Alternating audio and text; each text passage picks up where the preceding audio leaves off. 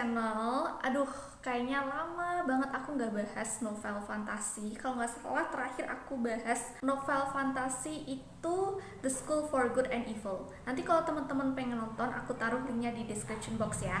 Dan akhirnya guys, aku kena racun lagi dari Kak Ayah. Yang mana kali ini aku akan bahas novel fantasi berjudul Red Rising karya Pierce Brown. Sebenarnya novel ini tuh trilogi ya, tapi aku akan bahas satu persatu bukunya karena memang untuk buku kedua dan ketiganya aku belum baca.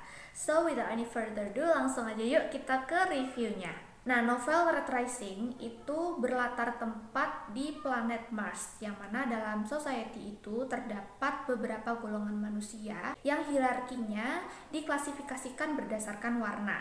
Ada golongan emas yang menduduki kasta tertinggi hingga golongan merah yang merupakan kasta terendah. Kalau ada sistem hierarki kayak gini tuh jadi inget di drama Squid Game gak sih? Ada sistem pengklasifikasian hierarki juga, tapi bedanya kalau di Squid Game itu kan dibedakan berdasarkan bangun datar gitu ya. Ada lingkaran, segitiga, dan juga persegi. Nah, kasta terendah atau golongan merah ini itu mendiami atau menempati permukaan bawah Mars sebagai penambang. Dan katanya mereka ini akan sangat berjasa bagi umat manusia karena golongan merah ini bertanggung jawab dalam mempersiapkan planet Mars supaya segera siap dan layak dihuni oleh manusia. Namun suatu ketika ada salah satu penambang golongan merah bernama Dero yang mendapati bahwa kaumnya atau kaum golongan merah ini dibodohi. Kenapa? Karena nyatanya planet Mars yang katanya sedang dipersiapkan untuk manusia itu sudah dihuni oleh manusia sejak ratusan tahun yang lalu. Di sini kita akan diajak untuk mengikuti langkah-langkah dan bagaimana rencana Dero untuk melawan ketidakadilan dari para petinggi society. Oke, mari kita review. Pertama aku mau bilang kalau aura-aura kompetisi di novel ini tuh sangat kental dan survivalnya itu berasa banget. Ada banyak adegan actionnya, bahkan ada beberapa adegan yang menurut aku cukup gore ya. Jadi kalau dari aku pribadi, novel ini juga cocok dibaca oleh teman-teman yang suka dengan genre action. Aku juga suka banget dengan gaya tulisannya. Karena novel ini kan fantasi ya, yang mana kalau novel-novel fantasi itu kan latar tempatnya tidak diambil dari tempat-tempat yang ada di dunia nyata alias imajinasi dari penulis. Lewat gaya tulisannya, imajinasi penulis ini bisa dengan mudah aku interpretasikan dalam pikiran ketika aku baca.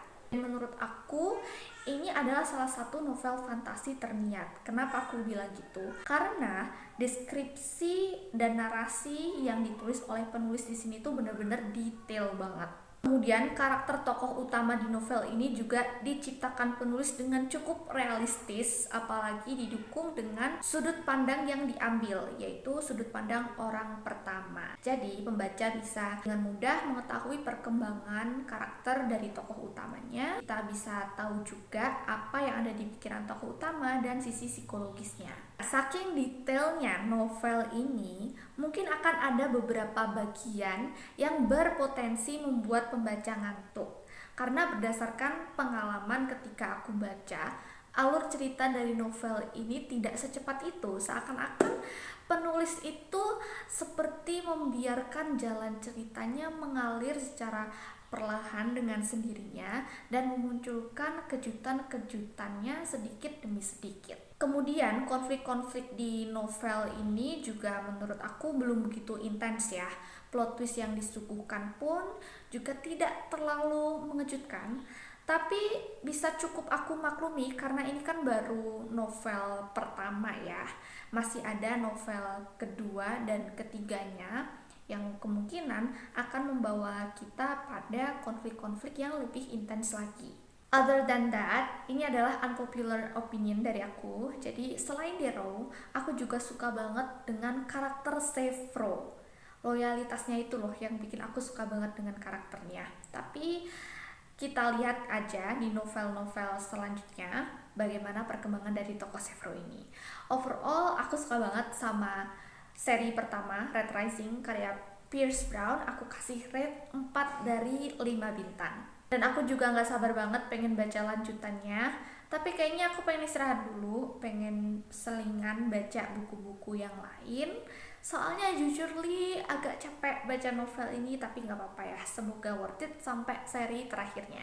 And yep, I think that's all for today's video. Semoga teman-teman enjoy. Dan kalau teman-teman suka video seperti ini, jangan lupa untuk klik like-nya. Subscribe juga buat yang belum subscribe, nyalain lonceng notifikasinya supaya teman-teman tidak ketinggalan video baru dari aku.